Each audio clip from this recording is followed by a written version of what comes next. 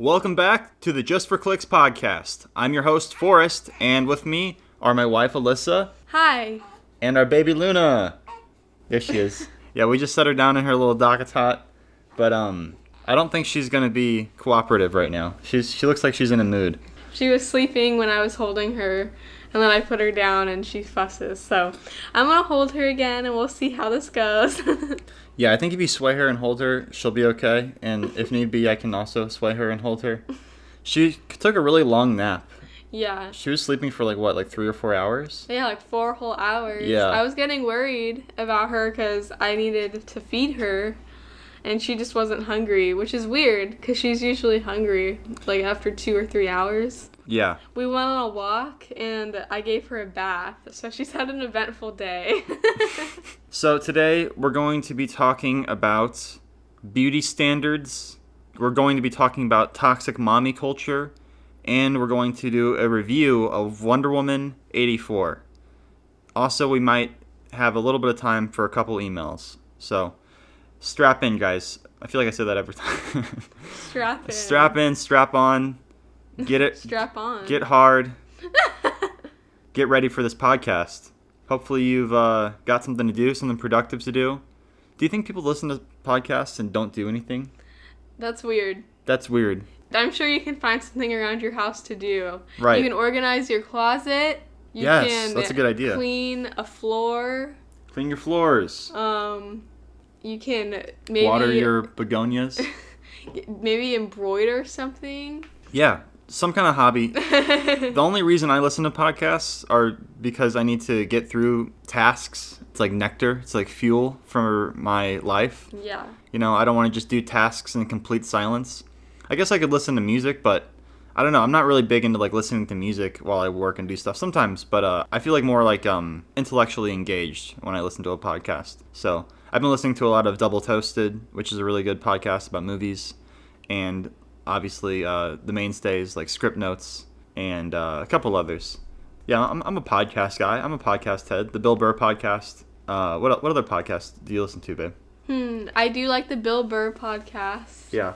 I mostly, when I need to be doing something and I want to listen to something, I honestly do just listen to a lot of Jordan Peterson lectures on YouTube. Yeah. There are so many, endless Jordan Peterson lectures on YouTube. The Weekly Planet, Batman Beyond, the Blockbuster podcast. Oh, Joe Rogan. Oh, and Joe Rogan. Yeah, I don't really listen to that very often, though. I just watch, like, certain interviews every so often. I'm not, like, a religious Joe Rogan. Because most of his guests, like, I don't know who they are, and I don't really care. I don't watch every single one, but I definitely have watched a lot of them. All right, so let's get into it. First up, we're going to talk about the beauty standards and negative impact that these things have on our society, these expectations on men and women. How do we introduce this topic? Basically, I was on YouTube the other day, and I saw this video from this YouTuber named Stephanie Lange, and the following conversation is probably not going to make a whole lot of sense if you don't watch this video, so I'll link it in the description, but it's called The Real Reason You're Ugly Without Makeup, and it's a total, like, clickbait title, and I knew that. And I clicked on it anyway. Like, I knew I was going to get pissed off watching this. I don't know why I clicked on it. But it's basically this YouTuber, and she posts, like, side-by-side pictures of famous celebrities. One with makeup on, and one without makeup. And then she, like, tells people to be more confident because celebrities aren't actually good-looking. They look like everyone else, quote-unquote. And it's really toxic. This woman, like, she's really, like, confused, and I felt really bad for her. Yeah, like I said, definitely watch the video to understand, like, kind of what we're talking about, but it's crazy. Like, she literally goes out and searches for the worst possible pictures of a given celebrity, say, like, Mila Kunis, and then she'll put that next to a photo of them on the runway or whatever, like, with full makeup, and then she'll be like, these women are really beautiful, and you are too, but this is not what they really look like. This is what they look like because they're real people. It's so frustrating because she keeps making these, like, assertions that they're beautiful, but then she'll show, like, the worst possible picture she can find of them. And then you guys really need to watch this video because it's just honestly so ridiculous because it's so ridiculous because the pictures aren't even that different in a lot of the examples that she shows. For example, like she has one photo of Gigi Hadid that she posted on her Instagram, and then side by side, like next to it, is just like a paparazzi photo, and she basically looks the same. Like, it's not like she looks any different, it's just that, like, one is the photo that she was posing for that she posted to her own Instagram, and one is one that someone else took of her while she wasn't ready, and she doesn't look bad by any means in the paparazzi photo. And then the other one is like, what's that? Like Rosie something? Yeah, the girl who was in Transformers 3. Like that example is honestly like the worst example because like she looks absolutely like just the exact same in the supposed no makeup ugly photos. Yeah. And it's just like it's so crazy that this girl like Stephanie Lange scoured the internet looking for the worst possible photo of Gigi Hadid and like the girl from Transformers, and those were the worst ones that she found. I don't know, like go watch the video so you know what I'm talking about, but it's like it's really toxic, this whole video, and her whole channel. She just has so many of these videos. Yeah, she's pretty popular. She's got like 1.5 million subscribers, and her most popular videos seem to be these kind of like clickbaity title videos comparing celebrities to, you know, what they actually look like, quote unquote.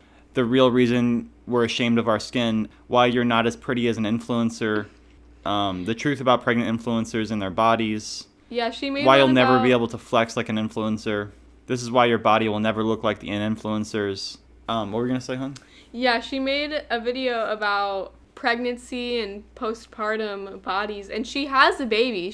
Her baby is like 1 year old, and she takes these pregnant mom influencers on Instagram who are, you know, like models or really into their health and fitness, and, you know, just look like basically the same as they did before they had a baby. And she's like, this isn't real, like this is unrealistic. And it's just kind of like, but that's what they look like unless they're using Photoshop.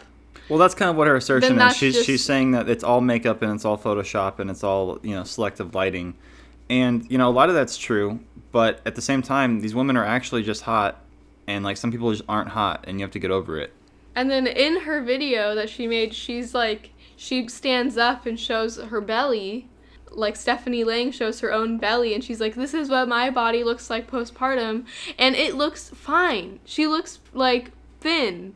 She had to like purposely like pinch her skin to be like, oh yeah, this is my flaw that I have postpartum. Yeah, we kind of went down this like rabbit hole with her channel because like every single video is like so toxic. Like she's coming at it from a really like positive place. Like I think she genuinely feels like she's helping people with her videos, but she's literally just reinforcing like all the old stereotypes, and she's literally comparing women to the worst possible photos of themselves. She's basically bringing down celebrities to try to make you feel better. Like she's saying like celebrities are this like unachievable perfection, and that's not what they really look like. And it's like, Stephanie, sometimes that is just really what they look like. Some people are just hot and other people aren't. Not everyone is beautiful. You know, you can do things to make yourself pretty. You can like lose weight, but you know, if you have an ugly face, you just have to like live with that, and you just have to accept that. Most people aren't like hideously ugly, but it's just like, if you are unhappy with your appearance, you have to like learn how to just live with yourself and live with that, and not just like try to bring other people down. Yeah, it's like mind-numbingly crazy. Her whole channel just seems like so psychotic to me. And then I looked her up on Instagram, and her whole Instagram, whenever she posts a picture of her body, she'll have like the first photo in the album will be, you know, her looking really good. And then the next one is like, you scroll, and she's purposely slouching and trying to make herself look as bad as possible. Yeah. And she's like, Instagram versus reality. And it's like, well, as long as you're not using Photoshop, the first one where you look good, like that is reality too. She's just like obsessed with this idea of like Instagram versus reality. Like that's real. Like if you're not using Photoshop, that's what you look like. and then slouching and trying to make yourself look bad. Like, that's really not what you look like, because you're not always trying to make yourself look like crazy like that. Right? Yeah. It's just like we all like post photos that are flattering. That's just natural. And like everyone knows that. It's not like some shocking like hidden secret like, oh, like people, these celebrities, you know, they post photos of themselves where they have good makeup and good lighting, and they're not going to post photos of themselves looking terrible. Like, why would anyone do that? Except for her, who's like trying to like show the quote unquote reality behind Instagram. And yeah, it's like her viewers are just like probably all like really insecure like women or whatever, and they're just like trying to feel better about themselves by like watching her like take down these celebrities. And it's fucked up because it's like she's attacking people in order to make herself feel better, and she's disguising it as like a positive video, like this is a positive like groundbreaking video, this is like shedding light on like a huge problem. And it's like, no, you're perpetuating this problem. You need to accept the reality that you are who you are. And I mean, Stephanie Lange, she's like beautiful. So like it's really crazy because like it doesn't matter if you're pretty or if you're ugly. Like what matters is your own self-image and your own self-confidence. So you can be like literally the ugliest person. If you have like a good personality and you're like charming and you're funny and you're not, you know, self-conscious about your appearance, that's going to make you more attractive to people, and you're going to get further in life. There is a limit, you know, like there are certain things, like if you're really short, or if you know, have a fucked up face or whatever, like, you know, you're going to turn off like more people. That's just natural, and you just have to accept that. But your like attitude about everything is a huge influence on how people perceive you. And her whole attitude is just like so insecure, so unconfident with herself, and she really needs to like work on that. I just, before like preaching this like message to like her millions of fans. It's just so insane. Like her whole channel is just like this like insane like rabbit hole that I went down. Yeah, it's basically all she posts is like, you know, just like comparing really beautiful pictures of someone to a really unflattering photo of them, and then being like, see? Yeah, she'll like zoom in on Ariana Grande's face on a pimple and then put like a arrow on the pimple, you know, in the thumbnail. And it's like, Stephanie, no one thinks that like celebrities don't get pimples. Yeah, that's another thing where she's like, she always says this. She's always like, now we think that we're the only ones who get pimples, or the only ones who have greasy hair. And it's like, do you really believe that you're the only person who gets greasy hair if you don't wash it, or like has gotten a pimple? Why would you post a picture of yourself with greasy hair? You just think about it. People don't go for photo shoots in magazines and don't shower. Okay, they shower, they clean themselves up, they wear makeup. I don't even like makeup. Like, I don't even think women should wear makeup, personally. Like, I literally, like, Alyssa doesn't wear any makeup, and she looks so beautiful. And other women who wear makeup, I just feel like they look like clowns. You know, some women, you know, who wear makeup, they do it, like, tastefully, where it doesn't look horrible. But honestly, like, every single woman I see, I would just prefer them without makeup. You know, that's just, like, how I see things. Other men are different. You know, I think probably most men prefer women with makeup. I'm not sure. But a lot of my friends feel the same way. And it's like this like societal standard is just a fabrication that's like promoted by the beauty industry. Her videos are just perpetuating this idea that you need makeup to look pretty. It's fucked up. It literally just needs to be cut off like cold turkey. In order for you to feel more confident about yourself, you got to stop layering on that makeup. It's just, it's only exacerbating the problem. Yeah, when I was younger, I used to not even ever leave the house without makeup because I was so insecure about what I looked like. And then one day I was just like, you know, this is fucking stupid. I don't want to have to put makeup on every single time. Yeah, for real. I want to leave the house. Like, I just need to get used to how my face looks without makeup. Exactly. I'm so glad you came to that realization on your own. Yeah, so I did. I just stopped wearing makeup one day, and that was like 2 years ago. And yeah, I just haven't worn makeup since, and yeah, I feel great. Like, you really just have to like get used to how your face looks without makeup, because so often girls just start wearing makeup when they're like 12 or 13 or something, and then they just get used to looking like that all the time, or like, you know, presenting themselves that way. So, you know, thinking about being out in public without makeup, you're like, oh, I'm gonna look bad, or I look tired or sick. But it's like, no, like, if you just like don't wear makeup, then you'll get used to how your face looks that way, and then other people will also be used to you looking that way. She's so crazy too, because her reasoning for like why she thinks this way is because there's trolls on her video telling her she looks ugly. Like, she'll be like, yeah, I went on this Rihanna video where she shows her skincare routine, and everyone in the comments is calling her ugly and saying how shocking it is to see her without makeup and how ugly she is without makeup. And it's like, Stephanie doesn't realize these are all incels. No one cares what they think anyway.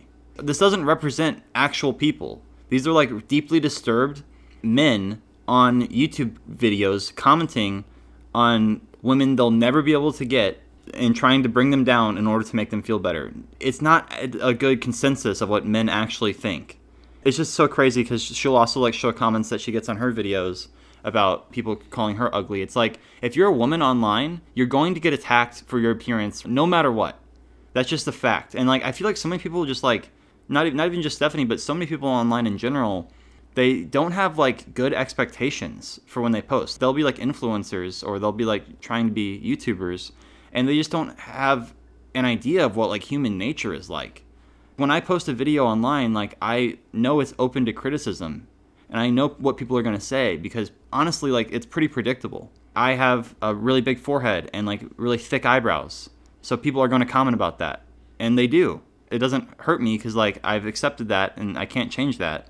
You have to kind of understand there are negative, angry people out there, and they're going to latch on to any slight imperfection and try to bully you and bring you down. And whenever I see a comment like that, it just makes me feel like sad for them. I'm just like, damn, like, this person is really hurting, and they have to lash out at random people they don't even know online, strangers online, in order to feel a slight sense of hope for themselves. Yeah, it doesn't represent real reality. It's not how most people really think. You know, most people don't even comment on YouTube videos. To comment on a YouTube video and be negative like that, you're like in a really bad place. So I just feel like she shouldn't like even pay those people any mind. Yeah, it's like feeding the beast. Exactly. Like feeding the trolls. Don't feed the beast. The beast should not be fed. Because now they know that it affects her. Because, like, you know, she's reading it. It's one thing to read them and to just be sad, like, on your own, or to feel insecure on your own. It's another thing to, like, talk about it in a video and be like, these are the comments that made me feel sad. It's exactly what they want. On the last video. They want attention. It's like, now they're going to be like, oh, yes, I got to her. Mwahaha. I accomplished my mission. Let's move on to the toxic mommy culture, because this is kind of in the same ballpark, right? Yeah, so... I think we gave Stephanie Lange enough trouble. Yeah. I hope she feels better and stops making these videos, because they're honestly really damaging. She seems like a really, like, cool girl, like a fun... She's really beautiful. Yeah, she's really beautiful. She's got a son and everything, and she seems like a really awesome person. She's just really, like, misguided in this particular type of video. Yeah. And she's reinforced because these videos get millions and millions of views from other insecure women, and it just makes her feel like she's helping or doing something, and it's like, no, this is all toxic shit. Yeah, her heart is in the right place for sure. Yeah. I don't dislike her, I just think these videos are crazy. Okay, so, toxic mommy culture. Ever since I found out I was pregnant, I have been following lots of mothers on Instagram and like parenting mom kid accounts or whatever, and I don't follow these toxic accounts, but I get recommended them all the time in my scrolling on Instagram, like For You page. Is that what it's called? I don't know. Search page? Something like that. Whatever. You know what we're talking about. Yeah. There are just these accounts or these posts that just are mothers who seem to just absolutely hate their kids and just like absolutely hate being a mom.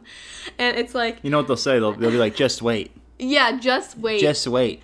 Yeah, I hate that. Like, so if someone comments and they're like, you know, this is wrong, like, I'm a mom, why do you talk about your kids this way? Yeah, just wait. Just wait. You'll hate your kids one day too. It's like, basically. Newsflash, not everyone hates their kids. And then, so I have an example. I have a post right here from a woman, and she says, parenting expert. Yelling may cause long-term negative effects in some children. Me. I gave them 6,000 warnings, and they still acted like giant jackasses. Riddle me that, expert. It's kind of just like... Ew. First of all, calling your kid a jackass. That's like a theme in these toxic mommy posts. Calling your kids assholes. Just all these like really demeaning, degrading names. And it's just like, lady, like, didn't you like birth these children? Like, what is going on? Like, why do you have such contempt for them? And maybe instead of like making memes about your issues, you should actually deal with them. Yeah. Instead of trying to make like snide, like asinine comedic commentaries. And then the comments are always like 100 times worse than the actual post, I feel like. Oh, God. This is Read some comments, babe. always about them. What about the long-term effects they cause us parents? No one ever talks about that. Oh, jeez. It says, most of these so-called experts don't have children. Shaking my head. It's not even true. And then, I only yell as a last resort. Sadly, the last resort is necessary 100 times a day.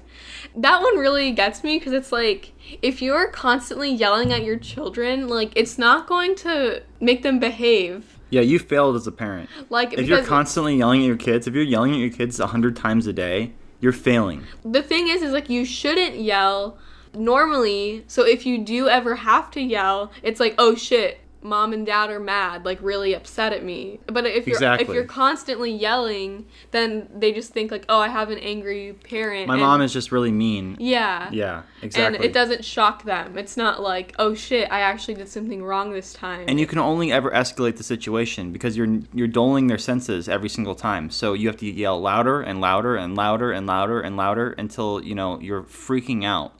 And then you're just a psycho person. Why do you even need to yell as a parent anyway? Just, like, tell your kid what to do, and if they don't do it, then ground them. I don't understand, like, what the issue is. Yeah, like, what is just having, like, such, like, an emotional, like, response to, like, your kid misbehaving or whatever? Way too emotional. One of the biggest things that I've been learning watching, like, parenting videos or whatever is that you need to be, like, a constant source of calm. Which I know is hard. That's not easy. Yeah, you're gonna fuck up. But like, you're gonna yell at some point. Yeah, you need to be emotionally regulated so you can help them emotionally regulate. You need to set the tone. Yeah, you need to set the tone in the house. Be peaceful and be calm. Kids who have peaceful and calm parents are just gonna be like better adjusted and like trust you and like listen to you. It's just like some families, that's just how they're raised. Like that's just how they communicate. They communicate by yelling at each other and making snide remarks and screaming at the top of their lungs. Mm-hmm. And they just think it's okay because all their friends are like that, or this behavior gets reinforced online by other people who are like that. And it's not the way. It's not how you operate as a productive member of society, as a decent human being. You have to be better than that. You have to try harder than that. You can't just go online and make shitty memes and expect for everything to be okay. Like, you're still going to feel horrible about yourself and this whole situation you're in.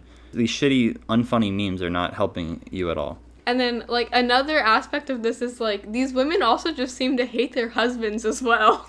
Oh, yeah, the toxic anti-husband culture. Yeah. Like, it's the same people who are, just hate the situation they're in. They hate their husbands. They hate being moms. It's like, God damn it. And then instead of actually dealing with those issues, they go online and make memes. Where are your priorities? And just kind of, like, justify their actions or their inaction by just, like, getting encouragement in, like, from other people who are in the same situation. It's so lame, dude. It's really unhealthy. Do you have another example? Let me look it up. Because I feel like we got to give people, like, practical examples. Yeah. These are so ridiculous. And, like, Alyssa's not even, like, looking for them. They're just suggested to her on Instagram. I literally have unfollowed people just because they posted something negative or something that I found to be, like, distasteful. Just anytime you post anything negative online, like, wait a second, think about it, and don't post it. Because you don't need to be projecting that negativity out in the world. I know for myself personally, I used to be a lot more negative online. A lot more. When I was a kid, when I was like 12, 13, I would just say whatever I thought came to my mind. I would tweet everything. You have to be really aware that whenever you say something negative, you're projecting negativity out into the world. And it's usually not a problem with the world. It's more a problem with yourself. And you need to address why you feel that way first before you try to tear other people down. Please don't say hurtful things like, Mom, what's for dinner? It's like, okay, so your child is hungry and she's asking you what you're going to make for dinner. And that's hurtful. Like, so it's like it's like These parents are just strung out, dude. They're so worn out. This is gross. This one says, I accidentally fell asleep on the couch for 3 hours and my husband took the kids out to let me get some rest. The likelihood of sex in his future just went up by 400%. It's like, ew. Like, yeah, that's another thing is like these women just like, they hate having sex. Yeah, like, what's up with that? All of them are just asexual. That's another common thread. Like, you know, their husbands are just like forced into celibacy because their wives just hate them and hate having sex with them at this point.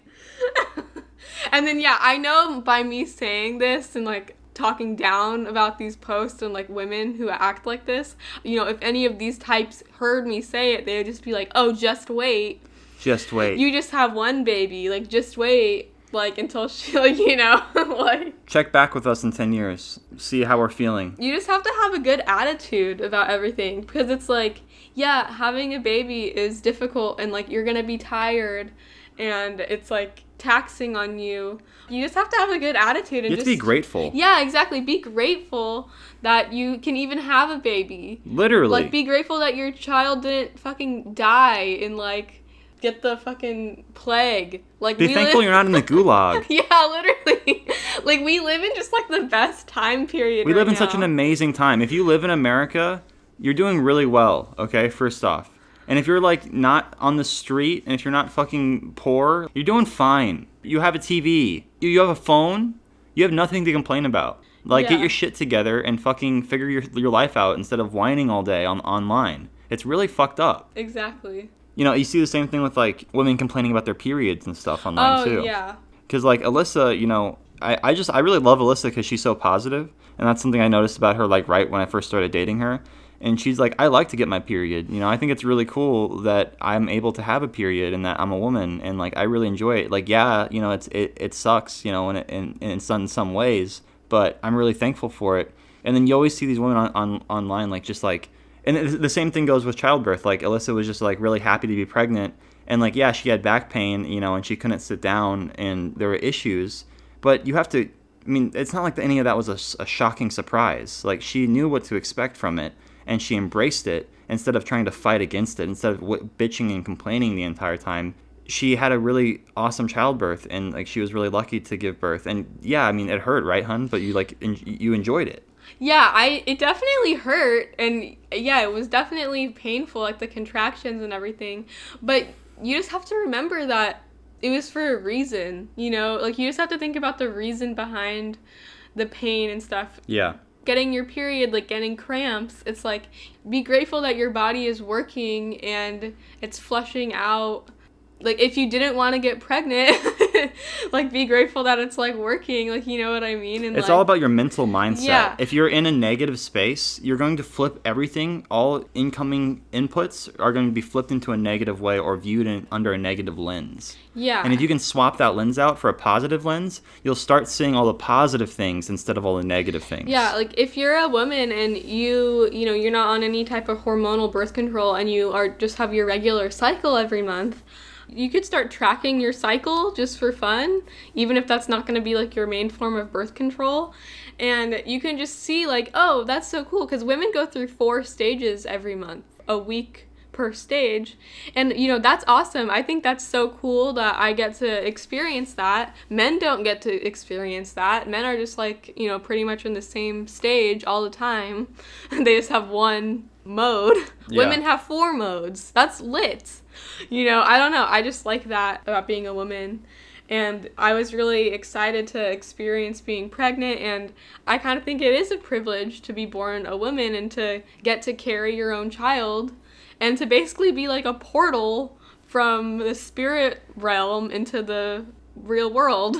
Yeah. I think that's pretty lit. I just try to look at everything positively. And a lot of people say, like, oh, like, that's toxic. Like, being so positive like that is, like, toxic. Like, you're not acknowledging any of the bad things.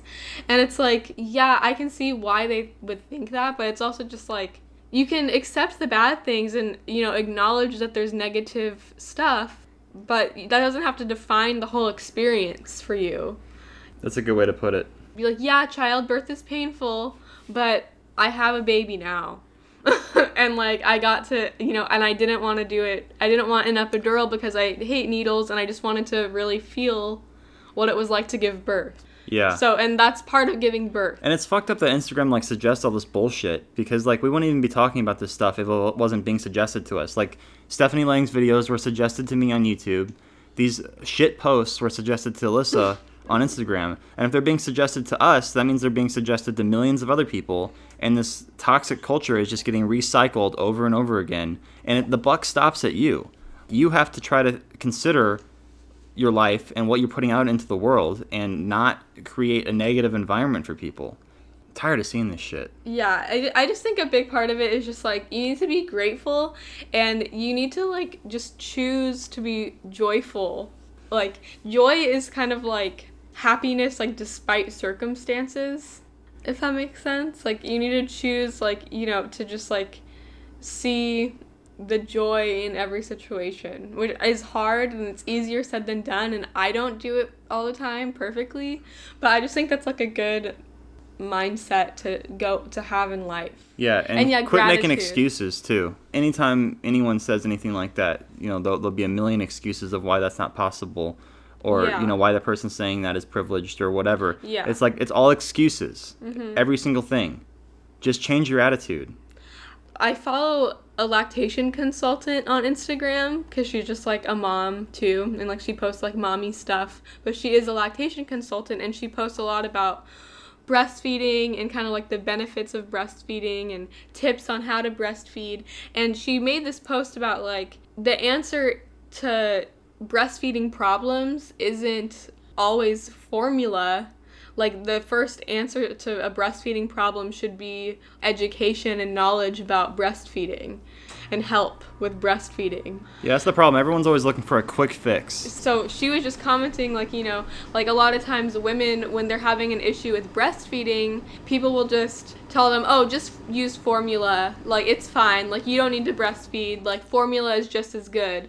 And it's like, yeah, a lot of women do need to resort to using formula. It's a lot of times breastfeeding isn't an option for women, but most of the times it would be if they had proper help and knowledge and education about breastfeeding. Yeah, formula is not as good as breast milk, straight up. And after she made that post, she made another post saying that people in the comments on that post were saying, like, fuck you. Like, they were being so mean to her. And I don't know, yeah, it's just kind of another thing, like... Anytime you have to resort to saying fuck you to someone, like, you're insecure about your position. Yeah, like, and she was like, I get asked if I feel bad about, talking about breastfeeding when I know that other women formula feed. And it's kind of just like, damn, like, we're really in this position where, like, just talking about, like, the benefits of breastfeeding is, like, offensive, and, like, people get upset. Yeah, it's crazy, right? And people are so sensitive these days. It's because everything's so easy. Yeah. That people are just looking for problems and creating new ones that never even used to exist. All right. Speaking of problems that never used to exist, Wonder Woman 84. Let's move into our movie review of the new HBO Max original Wonder Woman 84. Don't hold the girl. Sure, yeah. Let me hold the girl. She's pretty heavy. Guys, Luna's getting really heavy. She's getting big, you guys. I've been holding her for this whole time, like, this whole podcast, and, like, she's a my baby. arms are kind of tired. Good baby. She's a heavy miss. So, yeah, this movie came out on Christmas Day. We watched Soul first, which was really good. Yeah. We really enjoyed Soul. It's like one of my new favorite Pixar movies. But then we made the mistake of watching Wonder Woman 84. And that movie was just garbage, guys. It was really bad. Yeah, it was so bad. I liked the first Wonder Woman. I thought it had a fun story. I liked the characters and the romance. Yeah, I honestly feel like this Wonder Woman kind of ruined the first one for me a little bit. Why can't the DCEU just make anything right? The plot was so, like, ridiculous. This is like spoilers, guys, so if you haven't seen the movie yet, go watch the movie first before you listen to this. Yeah. But, yeah, the plot was incomprehensible. I mean, basically, there's, like, this wishing stone with no rules. Like, the wishing stone can achieve anything at any time. Like, Wonder Woman wishes for Steve Trevor to be back, and instead of him just, like, materializing or, coming back from the grave, like, his body, like, reanimates, anything would have been better than this. He basically takes the soul of a random man. Not even like his grandson in the future or anything like that. Just a completely random man near Wonder Woman, I guess, like in San Francisco. Yeah. That was so bizarre. Did you guys think that was bizarre? Because I just thought that was so weird. Like, I wanted to, like, go back in time, go to the set and be like, guys, cancel this part of the movie. Like, that just made the movie so strange. And then the camera flips around and you can see that it's Steve, but it's still the guy. But they just flip over to Steve to, I don't know, make it easier for the audience to understand, or I guess just to have Chris Evans or Chris Pine in the movie more. And then, yeah, like, I thought that Kristen Wiig was, like, the main villain, but she really wasn't. That was so disappointing, too, because I was really excited for the cheetah. I was like, oh, yeah, dude, Kristen Wiig, you know, she'll be a good cheetah, and I'm really excited to see what they do with that character, because in the comics, she's, like, this, like, wealthy, like, socialite, and she's, like, jealous of Wonder Woman, and I just thought it would be, like, a cool character and a nice foil to Wonder Woman, because she's like really powerful, you know, and like the fight scenes between them could be really like intense and action packed. And you literally only get one fight scene with them right at the end. And you guys, like, didn't you think her, like, the cheetah's outfit, or like her, you know, when she's the cheetah, wasn't that just so goofy? I could not get over. Oh, you mean like the CGI? Well, like the makeup, everything about that. Whole thing. Like you mean when she's still Kristen Wiig, or when she goes full into cheetah? When she goes full cheetah. Yeah, that was just like fully CGI. Really? Yeah, there was no makeup on set. What? I mean, that's what I'm assuming. Because it just looked bad. Yeah, it didn't look horrible. like any prosthetics were used. It looked like cats. Like, yeah. It looked like... Yeah, it did look like cats. Fully CGI. And it was so dark. It was so weird because the rest of the movie was like pretty brightly lit, like pretty evenly lit, like lots of colors. And then the final climactic boss fight was in shadow. Like it was like a completely like different movie. You could barely see anything, and the action was not well shot, and it only lasted for like 2.5 minutes. And then she defeated Cheetah, and that was it. And she didn't even murder her or anything. Like, there was no death in the movie whatsoever. The stakes were so low. Like, no one was dying. There were scenes where we were like, is this scene over yet? That are supposed to be really emotional. Like, Yeah. long emotional speeches. You know, like where we're supposed to be crying. Right. And we were just kind of like, oh my god, is this scene gonna end ever? There are so many scenes like that where, like, they would go on these, like, long diatribes about, like, honor and peace and truth, and it was just, like, filler words, and then they'd play, like, this really emotional music over it, and, like, have this really intense, like, power-up sequence or something where, like, she's, like, defeating the bad guy or whatever, and it's just, like, yeah, I felt like I was having a brain aneurysm watching it. I'm like, how long has this been going on for? I know. Have I been sitting here watching this sequence for 10 minutes or 1 minute? I can't even tell. It would not end, and it had no, like, emotional resonance whatsoever. Yeah, they just really dropped the ball with this movie. Yeah. Because Patty Jenkins, she wrote the script apparently, and like she didn't write the first one. Oh. So I guess she's just like a good director. Not a good and writer. not a good writer. But like she wrote like Monster, which is a good movie. But that was like a drama. Mm-hmm. So like I don't think she knows how to like write like an action superhero movie. Oh my god! And the sequence at the beginning with like little Diana. Oh yeah. And she's like competing against all these grown-ass women, and she's literally like 10 years old. I wish that they would have just made her at least like 15 or 16. I don't know. Yeah, like, she should have been a little bit older. Because all these women were like 30. Like 25, like 30 years old. Like, yeah, that's really not fair. Old, like older than, way older than I guess her. they're trying to show that Diana is like really advanced, but she's literally a small child. Like she's like short. Yeah. It was just like laughable. That whole scene went on forever too, and it's like, what's the point of this scene? Yeah. Like it has no relation to the rest of the plot. It's like the message that she learned in that scene, like tell the truth, or yeah, like don't cheat. But like she didn't cheat. She wasn't even trying to cheat. She wasn't, when she made the wish on the wish stone. It's not like she knew she was doing that. It was just like, oh, I wish this happened, and then the wish stone granted it. So it wasn't like she was trying to cheat and she had to relearn that lesson or anything. It was just like, oh, I accidentally made this, right?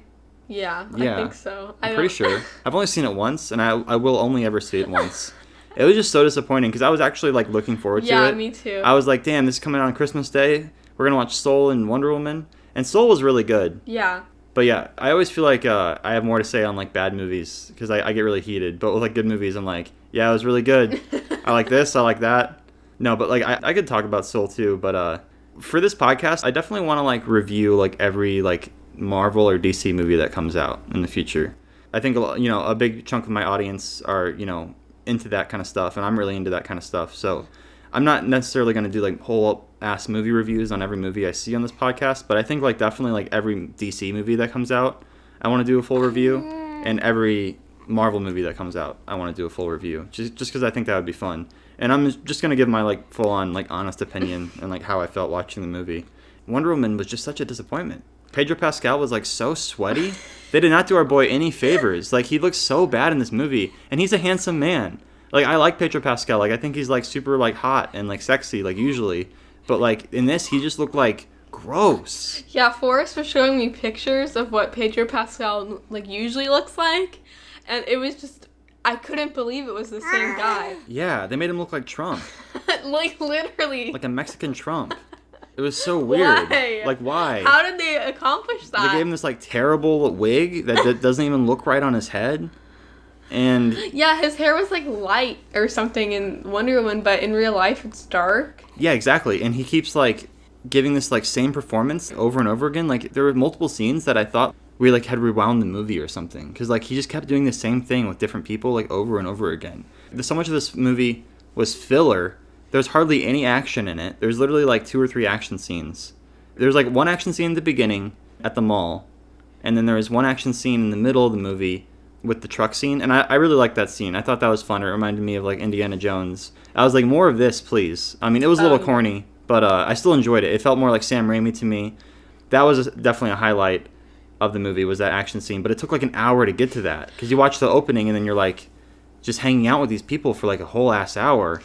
And then there's like a little bit of an action scene with Cheetah at the end, which was terrible. And then, but even in that one action scene with like the trucks or whatever, one thing that I couldn't get over is just, why are these kids in the middle of the road? That was dumb. There are just so many things like that were like, this is just convenient for like the plot. And I mean, I guess like all movies do that in some way, obviously, but these were just like bad. Like, what the fuck? Yeah, like, what are the odds? And then there's like, she returns the children to like their parents or whatever. It's like, where were these parents a minute ago? Like, why would you return them to their parents? Like, if they were just like letting them like run and like thank God Wonder Woman was there. Otherwise, those kids would have been fucking street meat. Literally. Why couldn't they play like not in the street? You know, like there's all this wide open space. You're in the middle of the desert. In the middle of the desert, and you guys have to play in the road. There's obviously a huge convoy of trucks headed your direction, and you're gonna run right out in front of them. Yeah, that was dumb. But it's a superhero movie. Like, I'm okay with that kind of stuff. Really,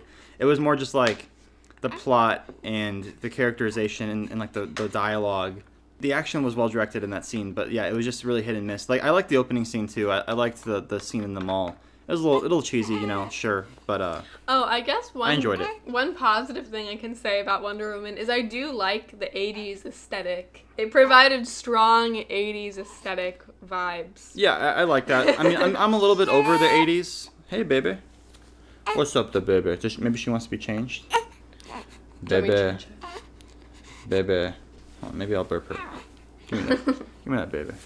But yeah, as far as the 80s aesthetic goes, I just feel like they didn't really do enough with it, or I don't know, like there just wasn't that much 80s music in it. But at the same time, I think the 80s are kind of played out. I've seen it so much with like Stranger Things and the whole 80s vibe.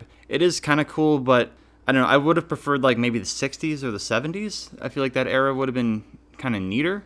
It's fine. I like the idea that they're taking her through time and kind of giving us some like backstory and some prequels. I do like the 60s and 70s more than I like the 80s. Yeah, I think that would have been neater. Like the disco era would have been more fun. Let's see, what else? Yeah, Cheetah was a disappointment. Pedro Pascal was a bad villain. Wonder Woman just had these like lines of dialogue that made no sense. Damn, I just want like good Wonder Woman I want good DC movies. I really do. And like the first Wonder Woman was pretty good. It wasn't great. It was like a solid like 7 out of 10. This one was like a 4. Like a 4 out of 10. That's pretty high, honestly. Well, it wasn't dog shit. I'm never going to watch it again. And I was bored in certain parts watching it, but for the most part, I enjoyed the experience just in and of itself. watching a new DC film.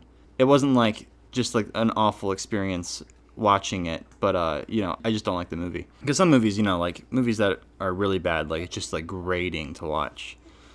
My favorite scene in the film by far was the scene with the rapist. Oh my god, I almost forgot about that. There are multiple scenes with him, because there's a scene where Kristen Wiig gets harassed in the park by this creepy rapist guy. And I was like, this guy's great. That was hilarious. Like, this guy's killing it with this role. And then he comes back in another scene, and I'm like, yes, dude, he's back. And she literally beats the fuck out of him. It was awesome. That was my favorite scene. I love that scene. And, like, I heard some people, I've been watching some reviews on it online, and I heard some people were like, she went too far or whatever with that. Like, he wasn't hurting anyone. And I'm like, what are you talking about? I feel like she didn't go far enough. Like, she should have murdered that guy. There's no murder in the film. But that would have been lit if she just murdered him. I thought that's what was going to happen, but I guess she just, like, put him in the hospital. She kicked the shit out of him, though. That was dope. Yeah, this guy just, like, stands... Was that just, like, a thing that people do, like... It was so comical. He was, like, overweight, and he had, like, a bottle of liquor, like, in a paper bag, and he was just, like, in a trench coat, just, like, hanging out, like, on street corners, waiting for random women to come by for him to harass. It was great. And, yeah, that actor was just hilarious. Like, we need you to play a sleazy scumbag rapist. And that guy's like, I'm on it. So that was cool. That was a good scene. Yeah, it's just, I'm frustrated because I feel like there was so much potential. Like, I think Kristen Wiig did a good job with what she was given, but she just wasn't given a good role. I've never been crazy about Gal Gadot or Gal Gadot as Wonder Woman, but I thought she was fair enough. I thought she was okay. I thought she was a pretty good lead in the first one. But in this one, I just feel like there wasn't as strong of a script for her, so she just didn't really stand out to me as much. She doesn't really feel like she has star power to me. She looks like Wonder Woman, but she doesn't have like the kind of charismatic energy required for a role like that. The best actor in the movie was probably Chris Pine. I think Chris Pine always delivers in every movie I've seen him in. I think he always just gives a really like fun, charismatic performance and believable performance in every role. He's just very likable and charming. He did his best with what he was given. But yeah, it was kind of fucked up to see my boy Pedro Pascal done dirty like that, because he's a good actor too. Yeah, I think he was just so one note in the movie. It didn't really make an impact other than bad. But apparently Patty Jenkins is directing a third Wonder Woman movie, so hopefully that one's better. It's crazy that they're continuing this whole like DC universe. Like, the Batman's out, but they're gonna keep making Aquaman. They're gonna keep making the Flash. And they're going to keep making Wonder Woman. I guess Ben Affleck is so, like, flippy-floppy over the whole thing. Like, he's out, he's in, he's out, he's in. So I guess he could return. I think he might have said that he's going to return. But at this point, are we really going to believe him? I mean, he's been in and out so many different times over the years. And I'm honestly ready for a change. I'm really excited for Robert Pattinson as Batman. We saw Tenet recently, and he was just so good in that. He was so Bruce Wayne in that. I'm just so excited to see this take on the character, and that trailer was just so amazing, and I think it's like tonally the right direction to move towards. That's where I'm kind of placing all my chips. Like, that's where I'm like betting. We have to wait another year because the movie got pushed back again, unfortunately, to 2022. In the meantime, there's just not that much DC stuff coming out. It's sad. I want more DC stuff. I want more. Hopefully the Pattinson movies are supposed to be a whole new trilogy, and there's also going to be a spin-off show. Pretty exciting. We just have to wait a little bit longer. One more year until we get good DC stuff again. So that's our review of Wonder Woman 84. Do you have anything else to say, hun, about the movie? No, I said everything. Yeah, we said it all. Oh, I guess like that one part where they like steal a plane, and then like that was a cool scene. I like that scene. But like that's not really his body. Like, he could have like killed that dude. Oh yeah, there's some really questionable moral implications with the whole body snatcher aspect of this film, because Steve Trevor's in another man's body, yet he constantly puts it in danger. Why not just have him reappear? The Wish Stone can do anything. It does this for lots of other people. Just it creates things out of thin air. So why not just have him it was just so weird. It made it so. It made you not like the characters, because it's like, why would you risk this poor man? He's probably got a wife and kids, or a job he's missing out on, and if you die, then you're killing him too. So it's just like, what the fuck, dude? That was such a weird plot aspect. The movie would have been so much better if it just wasn't for that. That was like when it really started to go off the rails. When I was like, what the fuck are they doing? Like, I couldn't believe like what I was seeing. Like, I understood what they were doing. Like, I wasn't confused at any point. But it was such a weird, random, like, Tommy Wiseau decision to make. Just completely, like, left field. Where, you know, movies, like, big Hollywood blockbuster movies, like, don't do weird shit like this. That doesn't make any sense. Like, I feel like it needed more eyes on it. Like, it needed, like, was Patty Jenkins just given complete control of the script and, like, they didn't review it or something? Like, it just needed to have more of, like, a committee on it to, like, make sure that, like, no one was making weird decisions like that. Okay. So let's go ahead and read some emails. I got 2 emails for you guys today. If you want to write into the podcast and have your email read aloud and answered on the podcast, you can write us at just4clickspod@gmail.com. That's just JUST, the number 4 clicks pod@gmail.com. All right. First one is from Anonymous, and he says, "Am I the asshole? Hey, Forrest and Alyssa. I don't use Reddit, but I thought I'd like to contribute a story that I think would give you two a good conversation to talk about. This Christmas Eve, a friend from high school committed suicide. It bummed me out the entire day and on Christmas Day too. I mentioned it to my mother and stepfather, and while they were initially sympathetic, they would eventually say things that made me not want to speak with them even to this day. My mother asked me why I was sad because he was only a friend. To my mother's point, I openly acknowledged that my now deceased friend and I were not best friends. Regardless, if he wasn't my best friend, I got really mad and said it doesn't matter, to which my mother replied, he's not even your best friend. You're probably just using his death as an excuse to not participate with the family. Normal people wouldn't be sad unless it was a family or a best friend. What? That's weird. That's super weird. That was the last straw, so I just walked away in anger. When I walked away, my mother called me a coward and a pussy for getting emotional about just a friend who killed himself. What? My stepfather was a little bit more tact about his opinion. He said that he empathizes with me, having seen his own best friend committing suicide, but he would later call my friend a coward and an ungrateful piece of crap for committing suicide, and that the world is better off without him. Jesus Christ. Jesus, holy shit, dude. I've been avoiding any opportunity to talk to them. I'm really furious with them because I went through suicide prevention, and hearing my friend's death really struck me on a personal level. A few days later, I spoke to my father about what my mother and stepfather had said. He was angry with what they said, but he ultimately thinks I handled it wrong. He says that because they are my family, I shouldn't have been angry and that I should apologize to them for getting angry. While my love for my dad exceeds my love for my mother and stepfather right now, I cannot ever apologize for being angry at them. While I generally want to be the bigger man and simply apologize, I don't think I can let this go. I was wondering if both of you, as outsiders, can tell me if I was being the asshole for not wanting to apologize for being angry at them. No, dude, you're not the asshole. You know, reading this, that sounds crazy, dude. Your stepfather, your mom, both handled the situation horribly. And then your dad, he wasn't even there, so he doesn't really even know the situation. But yeah, you don't have to apologize for being angry. I mean, unless you, like, called them names or something, or, you know, broke something, like, what do you have to apologize for being upset? That's just an emotion. That's like a spontaneous emotion that you feel, you know, when people, like, you can't control your emotions. I mean, you can control your response, but why would you apologize for being angry? That's not, don't worry about that. As long as you were, you know, respectful. If you didn't do anything disrespectful towards them, I don't think there's anything to apologize for. They're completely out of line. This makes no sense whatsoever. You said that your stepfather had a friend who also committed suicide, so I guess this is like a sore spot for him. So I kind of understand his perspective. Like, that's his way of, like, dealing with it, is just, like, blaming the person who did it. Because, you know, when tragedy like this happens, it's so unexplainable, and it's so, a lot of times it's, like, shocking, and you didn't see it coming. So people try to rationalize it. They try to make sense of it by saying things like blaming the dead, like blaming the people who were sick mentally.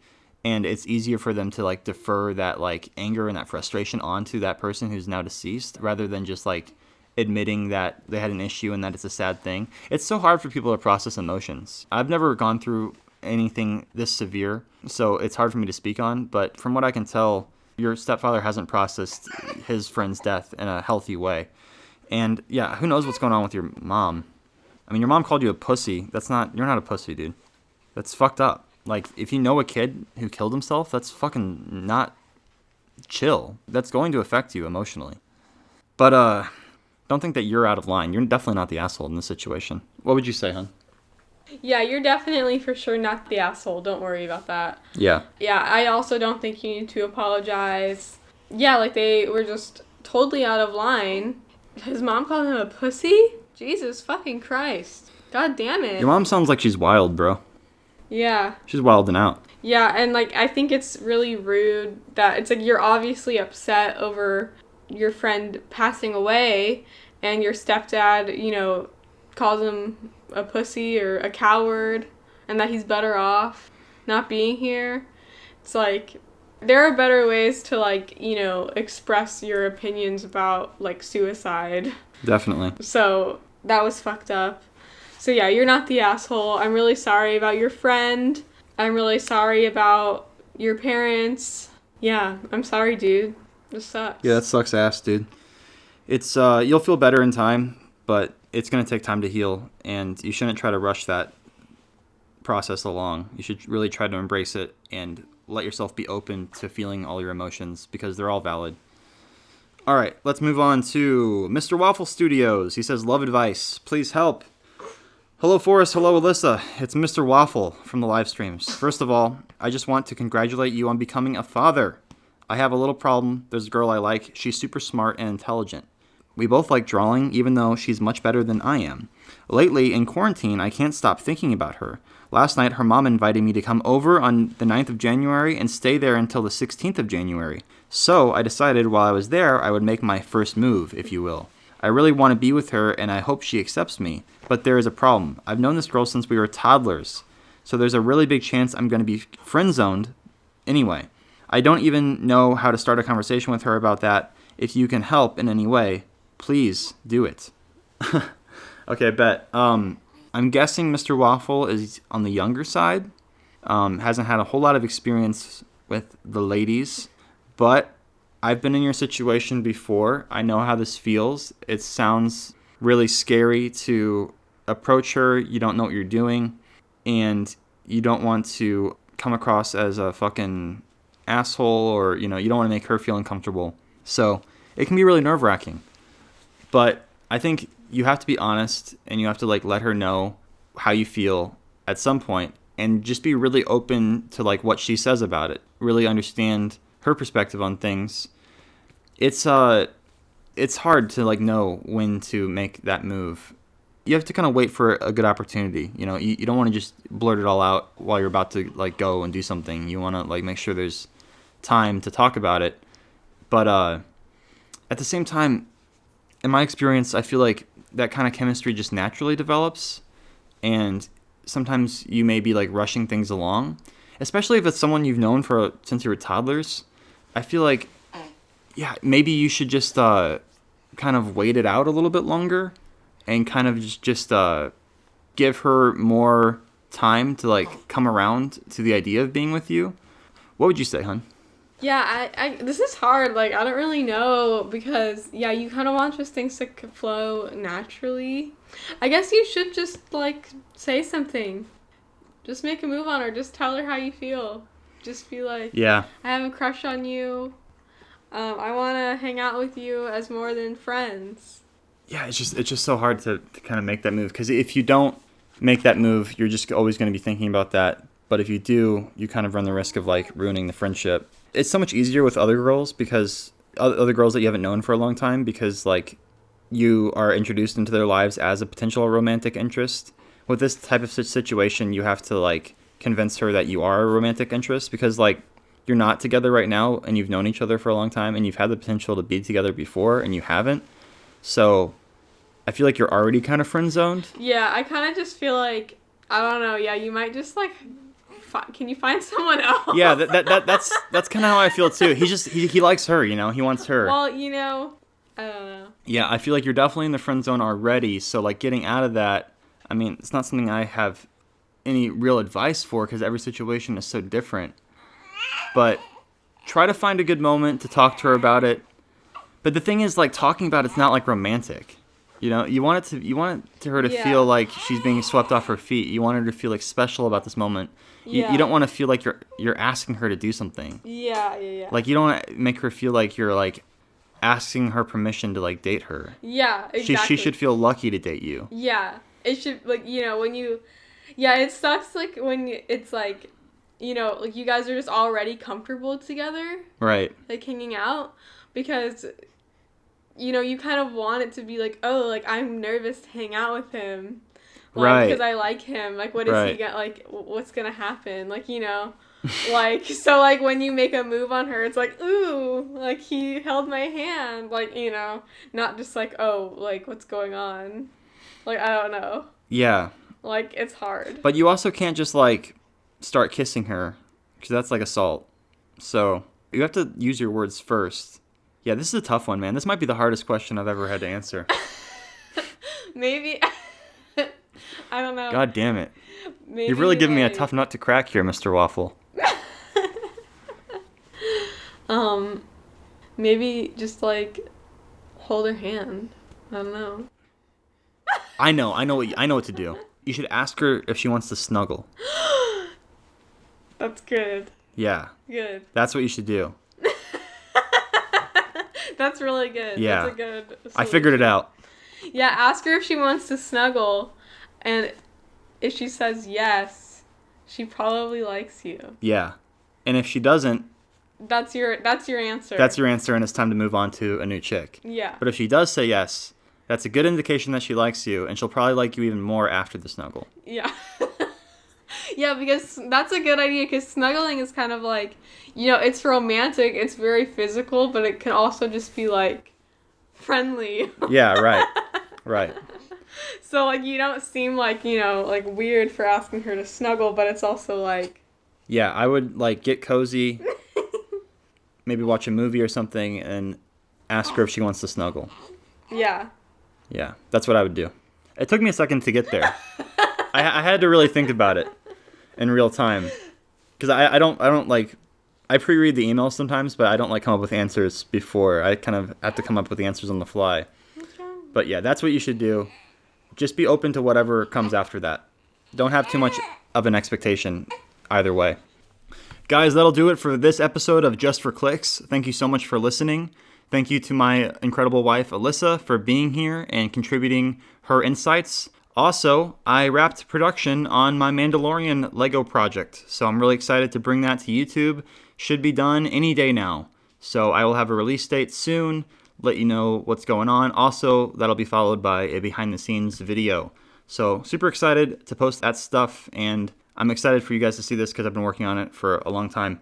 Yeah, catch us next week. We'll be here once again answering emails and talking about things. Bye. Goodbye.